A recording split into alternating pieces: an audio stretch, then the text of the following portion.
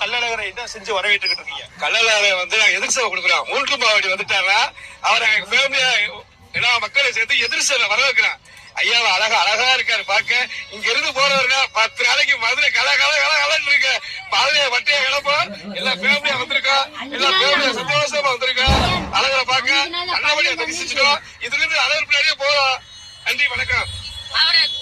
அவரை தீபத்து பண்ணி ஏற்றி நம்ம வரவேற்கிறது இங்க ஒரு இது நினைச்சது நடக்கும். மதுரை களை கட்டிரும் இந்த இதனால. எதுக்காக வந்திருக்கீங்க? கள்ளழகரை பாத்தீங்களா? இது எப்படி, இந்த வைபோகம் எப்படி இருக்கு உங்களுக்கு? பார்த்தா செம்மையா இருந்துச்சு, ஜாலியா இருக்கும்.